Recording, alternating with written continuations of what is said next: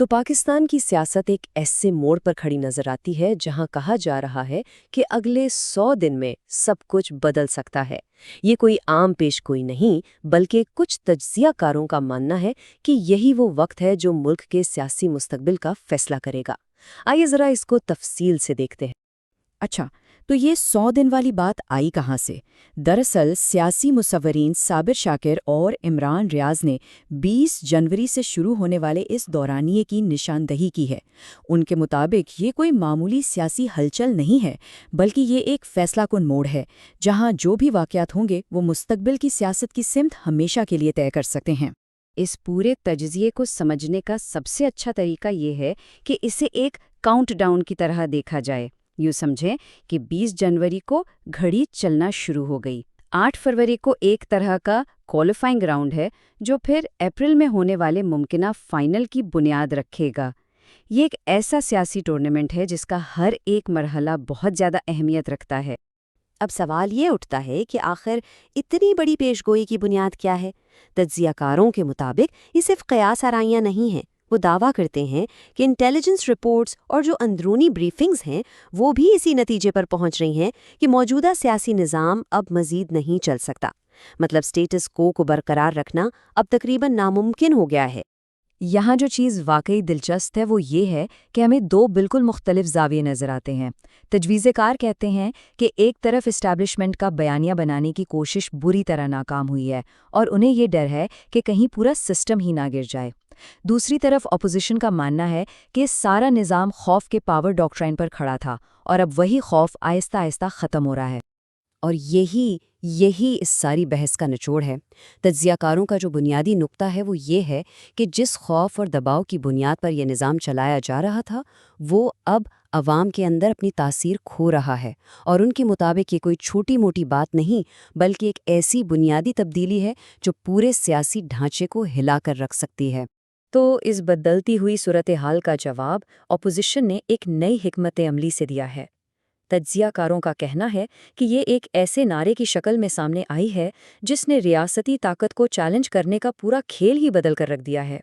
اور یہ نعرہ ہے ہر چوک ڈی چوک۔ اس کا مطلب کیا ہے؟ دیکھیں، یہ ایک مرکزی احتجاج کے بجائے پورے ملک میں ہر شہر، ہر چوراہے پر ایک ہی وقت میں احتجاج کرنے کی حکمت عملی ہے۔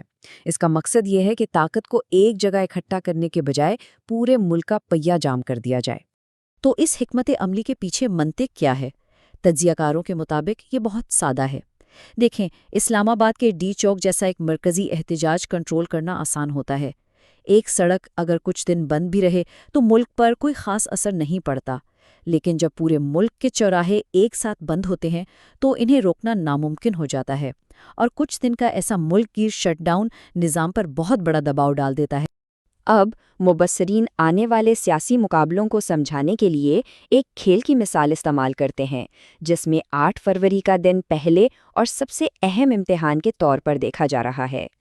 تو 8 فروری کو داؤ پر کیا لگا ہے؟ تجزیہ کاروں کا کہنا ہے کہ اگر اپوزیشن کامیاب ہو جاتی ہے تو وہ اپریل کے فائنل راؤنڈ کے لیے کوالیفائی کر جائے گی، اور اگر ناکام رہتی ہے تو فائنل میں تاخیر تو ہو سکتی ہے لیکن وہ منسوخ نہیں ہوگا۔ سب سے اہم بات یہ ہے کہ 8 فروری کے بعد چاہے کامیابی ہو یا ناکامی، دونوں فریقوں کو اپنی اصل طاقت کا اندازہ ہو جائے گا اور کوئی شک و شبہ باقی نہیں رہے گا۔ چلیں اب ہم اس تجزیے کے بالکل مرکزی خیال کی طرف بڑھتے ہیں۔ مبصرین کا استدلال یہ ہے کہ پاکستان کا جو پیچیدہ سیاسی منظرنامہ ہے وہ اب بہت سادہ ہو کر صرف 2 حصوں میں تقسیم ہو گیا ہے۔ ان کے مطابق اب ملک میں اصل میں صرف 2 پارٹیاں ہیں، ایک ہے پرو عمران خان اور دوسری اینٹی عمران خان۔ وہ کہتے ہیں کہ روایتی پارٹیوں کی تقسیم اب ختم ہو چکی ہے اور تمام سیاسی جماعتیں، شخصیات اور اسٹیبلشمنٹ کی قوتیں صرف اسی ایک نقطے پر یا تو متحد ہیں یا تقسیم، کہ وہ عمران خان کے ساتھ ہیں یا ان کے خلاف۔ تو سوال یہ ہے کہ اس اینٹی عمران خان کیمپ میں فیصلے کون کر رہا ہے؟ تجزیہ کار اسے 1+3 ماڈل کا نام دیتے ہیں۔ ان کے مطابق یہ ایک چھوٹا لیکن انتہائی طاقتور گروپ ہے۔ ایک طرف آرمی چیف اور دوسری طرف 3 اہم ایجنسیوں کے سربراہان۔ یہی وہ کور گروپ ہے جو اسٹیبلشمنٹ کی پوری حکمت عملی ترتیب دے رہا ہے۔ اس تجزیے کے آخر میں مبصرین موجودہ صورتحال کا موازنہ تاریخ سے کرتے ہیں اور اس بات پر غور کرتے ہیں کہ سیاسی اقدامات کے طویل مدتی نتائج کیا نکلتے ہیں۔ ان کا کہنا ہے کہ تاریخ نے فوجی حکمرانوں پر کبھی رحم نہیں کیا۔ وہ مثال دیتے ہیں کہ ایوب خان اور ضیاء الحق جیسے سابقہ ڈکٹیٹرز کی قبروں پر آج کوئی فاتحہ پڑھنے بھی نہیں جاتا۔ اور اس کے بالکل برعکس سویلین رہنماؤں یا شہداء کے مزارات ہیں، جیسے بھٹو یا ارشد شریف کی قبر، جو آج بھی لوگوں کی توجہ کا مرکز ہیں، جہاں لوگ مسلسل جاتے ہیں۔ یہ اس بات کی نشاندہی کرتا ہے کہ عوام اصل میں کس سے یاد رکھتے ہیں۔ اور یہ اقتباس اسی سوچ کو بہت خوبصورتی سے بیان کرتا ہے۔ ہم دنیا میں جو چھوڑ جائیں گے، لوگ اسی سے ہمیں یاد رکھیں گے۔ ایک دفعہ رک کر سوچنا چاہیے کہ میں دنیا میں کیا چھوڑ کر جا رہا ہوں۔ یہ صرف ایک جملہ نہیں، بلکہ ذاتی میراث اور تاریخ کے فیصلے پر ایک بہت گہرا سوال ہے۔ تو آخر میں یہ سوال ہمارے ذہن میں رہ جاتا ہے کہ کسی بھی رہنما کی میراث کا اصل تعین کیا چیز کرتی ہے؟